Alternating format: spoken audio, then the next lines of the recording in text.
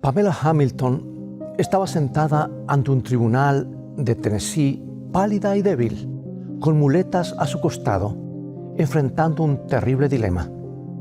La pequeña de 12 años tenía una forma rara de cáncer de hueso. Ella estaba muriendo. Los médicos habían testificado que ciertos tratamientos médicos podrían salvarle la vida. Pero Pamela había rechazado toda ayuda médica por motivos religiosos. Le estaba pidiendo al juez que no ordenara el tratamiento. Ella estaba pidiendo lo que parecía ser una muerte segura. ¿Por qué? Estamos acostumbrados a escuchar acerca de la fe que da vida, acerca de la fe que nos salva, acerca de la fe que nos envuelve. Pero ¿qué hacemos cuando la fe se vuelve mortal? Toma tu Biblia y mantente en sintonía.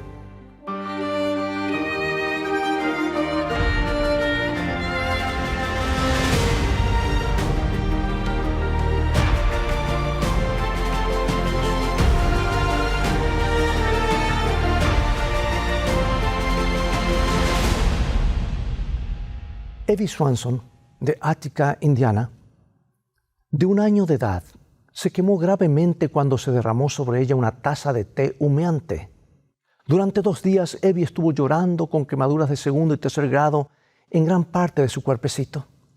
Le sobrevino una grave infección, pero los padres de Evie no buscaron tratamiento médico. Finalmente, la bebé murió. El recién nacido David Hall, del condado de Whitley, Indiana, contrajo neumonía. Murió pocos días después que sus padres se negaron a llevarlo a un médico. El forense del condado declaró que $5 en antibióticos podrían haberle salvado la vida. En Summerville, Georgia, Estados Unidos, un joven de 16 años yacía en agonía después de una ruptura de apéndice. Sus padres no lo llevaron a un hospital. Después de días de intenso dolor, el chico murió. ¿Sabes? Reportes como estos son muy difíciles de creer para la mayoría de nosotros. ¿Cómo podría una madre y un padre quedarse de brazos cruzados y dejar morir a sus hijos? En los 3 casos, la respuesta es una palabra: fe. Todos estos padres amaban a sus hijos y estaban terriblemente preocupados por ellos. Pero creían que la oración, no el tratamiento médico, sería el método con el que Dios lidiaría con la enfermedad. Pertenecían ellos a un grupo fundamentalista que prohíbe a sus miembros buscar tratamiento médico y que exige que confíen en el poder curativo de Dios solamente. Así que estos padres oraron, creyeron y vieron en agonía cómo murieron sus hijos. Pregunto, ¿qué podemos declarar sobre su fe? Después de todo, ¿no es cierto que Dios puede sanar a las personas? ¿Acaso no es Jesús el médico divino? Si eso es cierto, ¿realmente necesitamos medicamentos? ¿No deberíamos tener fe en que Dios se encargará de todas nuestras necesidades, tanto físicas como espirituales? Ese parece haber sido el punto de vista de aquellos padres que oraron y vieron a sus hijos morir y que hoy nos plantean algunas preguntas muy difíciles. Durante muchos años, el doctor Jack Provenza, quien fue un reconocido médico y teólogo adventista, luchó con las grandes preguntas sobre la fe y la curación, sobre cómo debemos relacionarnos con el poder de Dios y la capacidad del hombre. En una entrevista declaró lo siguiente, el doctor Jack Provenza, lo tengo aquí escrito, dice así: uno puede simpatizar fácilmente con estos padres cuyas profundas convicciones religiosas chocan con el tratamiento habitual que podría traer sanidad a sus hijos. Por otro lado, cuando el médico les notifica que su niño va a morir, de hecho, cuando el niño muere como resultado del apego a su fe, se produce una fuerte tensión. Esa tensión incluye al mismo Estado que trata de proteger a sus ciudadanos más vulnerables, los niños, y la garantía constitucional de practicar la religión libremente. Todo esto entra en conflicto en estos casos. Yo pregunto, amigo y amiga, ¿hay algo malo con la fe de sus padres? ¿Está basada en una percepción errónea de la realidad? Lo cierto es que en medio de esta situación de fe y sanidad hay una cuestión teológica que subyace a esta tensión que entendida correctamente, la eliminaría por completo. De hecho, en los tiempos bíblicos, la gente también se encontraba confundida con este asunto. El pecado, la enfermedad, la prosperidad y la pobreza. ¿Cómo se interpretaba todo eso en tiempos bíblicos? Bueno, por supuesto, tiene que ver en parte con la ignorancia del hombre. En aquellos tiempos no se conocían las causas de la enfermedad. Las personas no habían aprendido en un laboratorio sobre las bacterias, los patógenos y los virus. Entonces era fácil suponer que algunas misteriosas fuerzas sobrenaturales las estaban produciendo. Cuando una persona enfermaba, muchos concluían que era el castigo divino. Podemos ver este ejemplo, este pensamiento en la historia de Job, ¿verdad? El libro más antiguo de la Biblia. Y también en el Nuevo Testamento, en la historia del hombre que nació ciego de nacimiento, que está en San Juan 9. Lo cierto es que la verdad es progresiva, el conocimiento es progresivo. Y lo que sabemos ahora sobre cómo Dios se relaciona con la naturaleza misma puede darnos una imagen más clara de la relación de Dios con esto de lo que nuestros antepasados en realidad pudieron haber disfrutado. Entonces la pregunta, ¿puede sanar Dios a las personas directamente hoy como lo hizo en los tiempos de Jesús? Por supuesto que sí. Si reconoces que Dios trabaja tanto en la naturaleza como sobre la naturaleza. Pero cuidado, hermanos, las sanaciones, y aquí hago una pausa, las sanaciones no son una prueba de que Dios está actuando, porque el diablo también hace aparentes milagros. Hace más de 300 años, cuando el francés Ambroise Paré, considerado el padre de la cirugía, observó que al cubrir y tratar una herida, ésta se curaba, descubrió una verdad profunda. Toda curación es obra de Dios. Directamente. Así como a través de medios inusuales y extraordinarios, Dios siempre está obrando. Tomemos a una pareja profundamente religiosa con un niño a punto de morir por falta de una transfusión de sangre. ¿Cómo abordaríamos esto? Los padres con creencias tan intensas probablemente no estén en condiciones de tomar la decisión en última instancia. Pero un médico, es necesario en ocasiones, para un médico, obtener el permiso de una corte para hacer lo que se tenga que hacer para quitar la responsabilidad de las manos de los padres para que no tengan que cargar con la culpa y puedan mantener su sentido de integridad mientras se salva la vida del menor.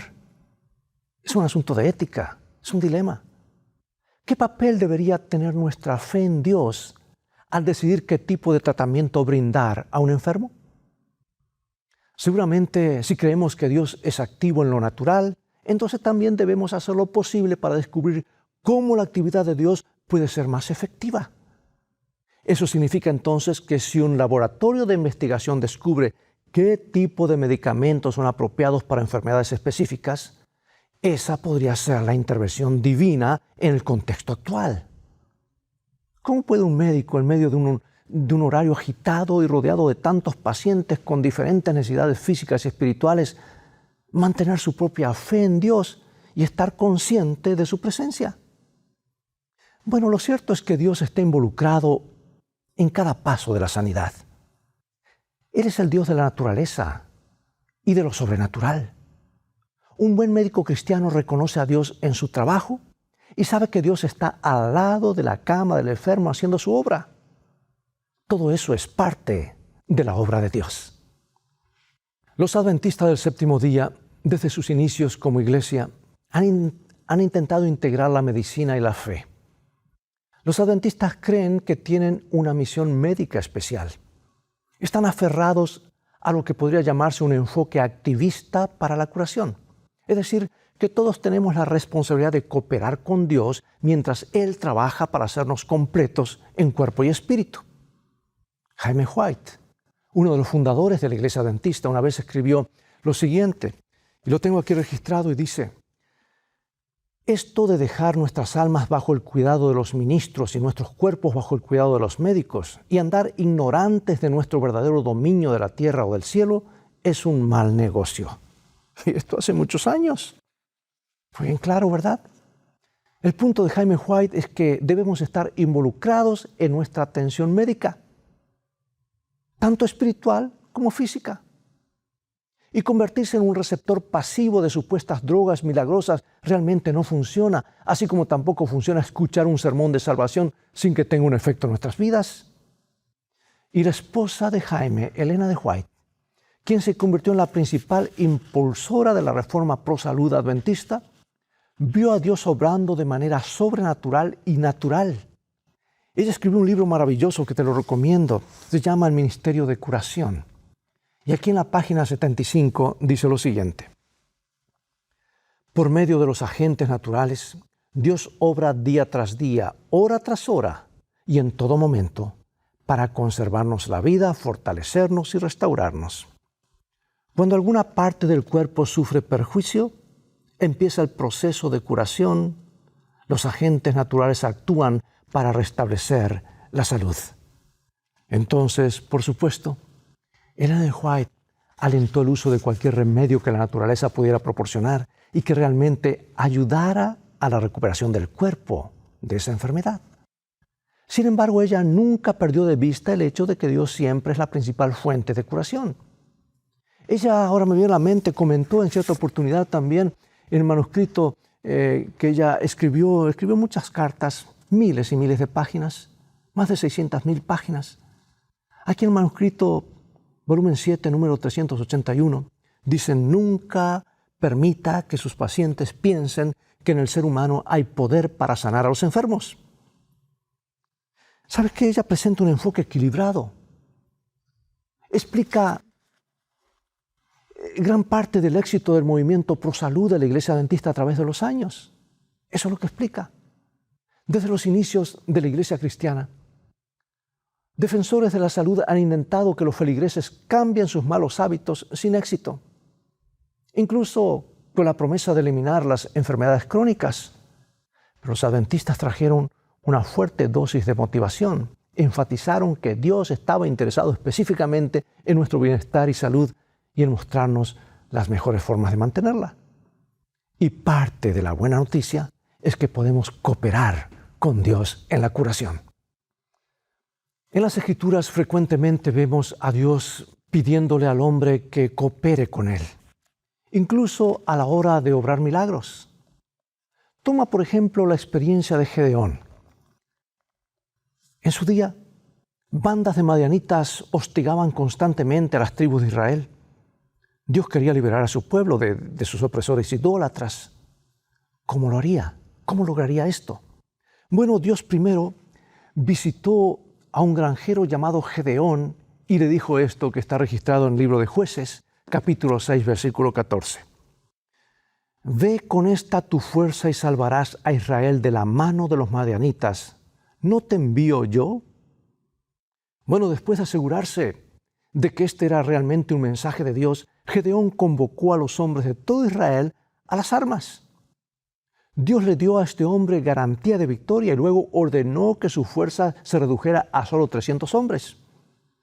Y una noche oscura, Gedeón y los 300 rodearon el campamento de los madianitas. Obviamente, no eran rivales para este enorme ejército invasor, pero Gedeón tenía un plan. Cada uno de sus hombres llevaba una trompeta y un cántaro vacío con una tea ardiendo. A la señal preestablecida, los 300 tocaron sus trompetas, rompieron los cántaros y levantaron sus teas encendidas. Los madianitas se despertaron con el ruido y vieron luces alrededor de su campamento. Seguramente pensaron que un gran ejército estaba a punto de caer sobre ellos. En cualquier caso, esto es lo que sucedió. Leemos en Jueces 7:22. Jehová puso la espada de cada uno contra su compañero en todo el campamento y el ejército huyó. Dios le dio a Israel una gran victoria sobre sus opresores ese día. Pero nota cómo lo hizo. Jehová ciertamente pudo haber causado que el ejército madianita se volviera sobre sí mismo sin la ayuda de Gedeón. Había hecho milagros mucho mayores antes por Israel, pero le había pedido a este hombre que vaya con una fuerza que tiene, la fuerza que tiene y que salve a Israel. Él quería la cooperación de la gente que estaba rescatando. ¿Captas tú el principio?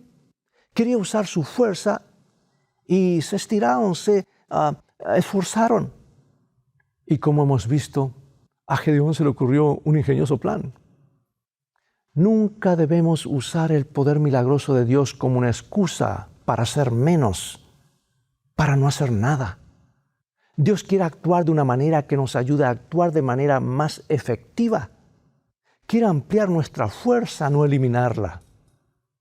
Veamos este principio en el Nuevo Testamento y allí lo vemos en el relato de Jesús resucitando a Lázaro. Recordarás esta notable escena cuando Jesús, parado frente al sepulcro, allí estaban las hermanas de Lázaro, esto está en Juan capítulo 11, ¿verdad? Las hermanas de Lázaro estaban llorando y una multitud de curiosos y escépticos estaban observando. Y Jesús simplemente ordenó que el cadáver salga de la tumba y el cuerpo obedeció la orden. Pero nota algunos detalles de esta narrativa. El gran obrador de milagros primero le pidió a algunos hombres que quitaran la piedra que cubría la entrada de la tumba. Ahora, si Jesús era capaz de resucitar a un hombre de entre los muertos, ciertamente podía ordenarle una piedra que se moviera unos pocos metros. Pero eso era algo que sus compañeros humanos podían hacer. Entonces les pidió que cooperaran con él. Y después que Lázaro salió cojeando, envuelto sus pies, cabezas con vendas, Jesús pronunció estas palabras que se encuentran en Juan capítulo 11, versículos 44, y dicen: desatadle y dejadle ir. Jesús, por supuesto, fue quien realmente lo dejó ir, salir de esa tumba, pero nuevamente pidió la cooperación humana. Quería que sus compañeros se involucraran en este evento milagroso, no solo mirando desde un costado. No obró de manera sobrenatural en lo que el hombre podía hacer naturalmente. Esa es la clave de este problema a menudo agonizante de la relación entre la fe y la medicina. No podemos resucitar a los muertos, no podemos curar las aflicciones mortales con una orden. Entonces oramos por la ayuda de Dios, buscamos su curación. Pero podemos rodar algunas piedras, ¿verdad? Podemos desenvolver algunas vendas que tienen atadas a las personas. Y esa es nuestra responsabilidad. Debemos hacer todo lo humanamente posible y confiar en la sanidad de Dios. Debemos ir con la fuerza que tenemos como Gedeón y creer que Dios magnificará nuestros esfuerzos. Así es como usamos la medicina mientras confiamos en el poder sanador de Dios. Dios quiere nuestra cooperación. Él quiere que hagamos todo lo que podamos, no tan poco como podamos, sino todo lo que podamos, precisamente porque creemos en Él. Traemos cualquier habilidad médica que tengamos a Él como el gran médico, así como ese muchacho Galileo trajo sus 5 panes y sus 2 peces. Consagramos nuestro esfuerzo en las manos de Dios y Él lo multiplicará. Él lo hará activo. Así es con la vida cristiana en general, ¿sabes? La fe es algo que expande nuestras habilidades. Cooperemos con Dios de la mejor manera. Y al hacerlo estaremos dándole nuestra voluntad y nuestros talentos, precisamente porque creemos que solo Él puede lograr el bien a través de nosotros. Nos entregamos completamente a Dios porque Él se ha entregado completamente a nosotros. Toda curación que ocurre en este mundo es el resultado directo del gran don de Dios en Jesucristo. Y como seres humanos pecaminosos, estamos irremediablemente separados de la gracia vivificante de nuestro Creador.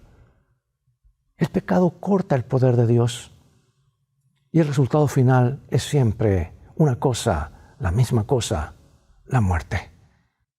Pero Dios, el sanador milagroso, decidió crear una cura para esta enfermedad mortal. Y San Pablo dice lo siguiente en Efesios capítulo 2, versículos 4 y 5. Por su gran amor con que nos amó, aun estando nosotros muertos en pecados, nos dio vida juntamente con Cristo. Por gracia sois salvos.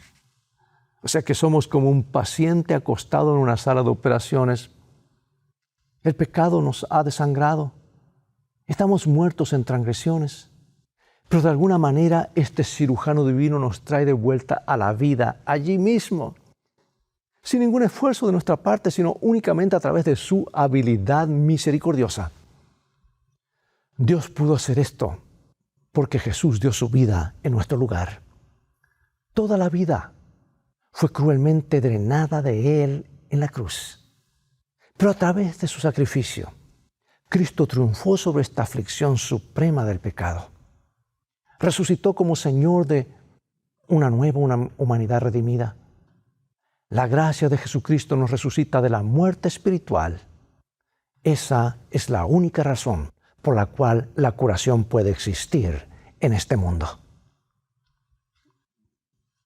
Durante la guerra Boer de Sudáfrica, un pequeño destacamento de soldados británicos fue emboscado por una fuerza enemiga que duplicaba su fuerza. Muchos hombres fueron eliminados de inmediato. Los británicos hicieron todo lo posible por retroceder hacia su campamento, pero permanecieron expuestos a un fuego cruzado fulminante. Especialmente peligrosa fue la posición de un grupo de soldados de caballería, heridos, que habían quedado a la intemperie bajo una fuerte concentración de rifles y fuego de artillería de los Boers. Un cabo se dio cuenta de que tenían que levantar rápidamente una cruz roja o serían expulsados, eliminados de la faz de la tierra. Tenían que levantar o ya sea una cruz o una bandera blanca. Y arrastrándose logró encontrar un trozo de tela blanca. Luego, con gran dolor, pasó la tela sobre su propia herida y sobre la herida de un compañero. Y de esta manera los soldados en peligro pudieron levantar una señal hecha de sangre. Esta señal los salvó. Los Boers respetaron esa cruz sombría y dejaron de disparar a los heridos. Los británicos permanecieron seguros hasta el final de la batalla, cuando recibieron ayuda médica. Amigo y amiga, todos en este mundo tenemos algún tipo de heridas. Todos tenemos una gran necesidad de sanidad. Pero solo hay una fuente de curación definitiva: el estandarte de la cruz, cubierto de sangre. Debemos alcanzarlo. Debemos apoyarnos por fe. Sí, gracias a Dios, que la sangre nunca perderá su poder, como lo dice el himno. ¿Has encontrado refugio en la cruz de Cristo? ¿Has aceptado su perdón? ¿Has podido cooperar con ese gran sanador de corazones humanos y lo has visto en acción? Me gustaría que conocieras ese tipo de relación con nuestro sanador y Salvador Jesucristo. Él hace visitas a domicilio. Él hace llamadas de corazón. Está muy cerca de cada uno de nosotros. Porque Cristo anhela que tú y yo depositemos nuestra fe en su gran poder salvador. Hagámoslo ahora mientras oramos. Padre nuestro, gracias por invitarnos a cada uno de nosotros al lugar de la sanidad, donde puedes realizar tu obra milagrosa. Te alabamos por tu don inefable, ese sacrificio en la cruz hecho por tu Hijo. Queremos estar allí junto a Jesús y recibir su perdón y tu poder. Gracias por ofrecernos tu sanidad. Ponemos nuestra fe sincera en ti ahora mismo. Aceptamos a Jesucristo como nuestro Salvador y Sanador. Y acéptanos a nosotros a través de Él. Ayúdanos a crecer en Él y a creer ahora en tu maravillosa gracia. En el nombre de Jesús oramos. Amén.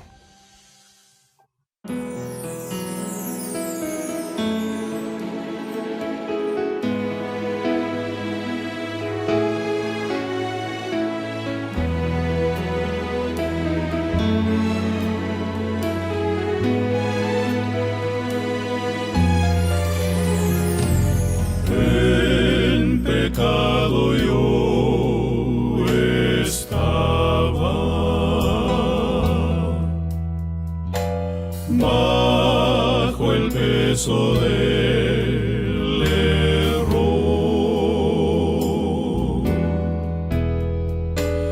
mas la mano de mi Cristo me alcanzó con su gran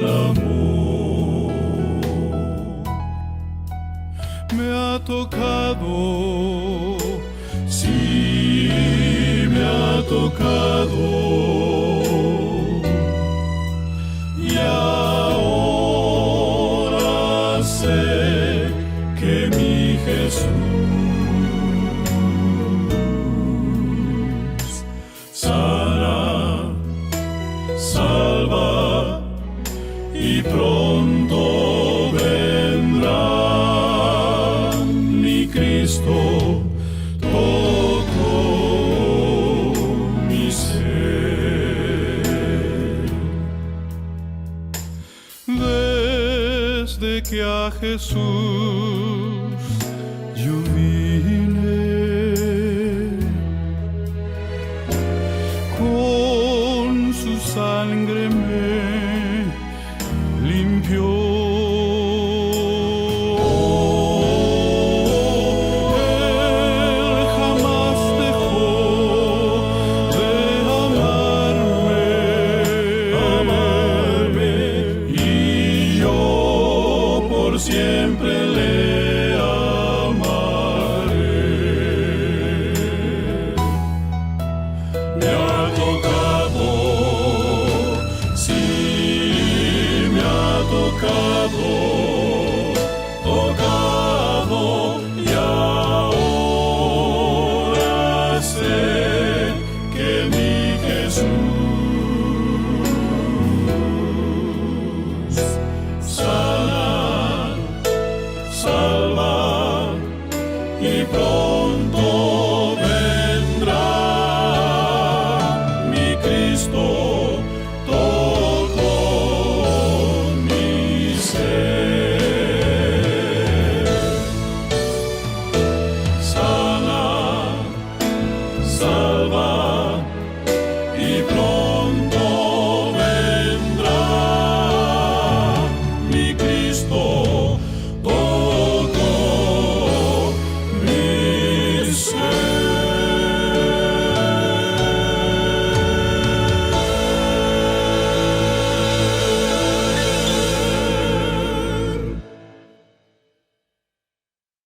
Amigo y amiga, espero que hayas sido bendecido, bendecida con el tema de hoy. Ha llegado el momento de despedirnos una vez más, no sin antes invitarte a compartir este mensaje con tus familiares y amigos.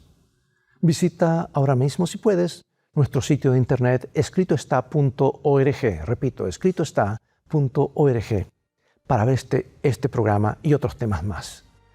Dios te bendiga y te guarde, y recuerda, escrito está, no solo de pan vivirá el hombre, sino de toda palabra que sale de la boca de Dios.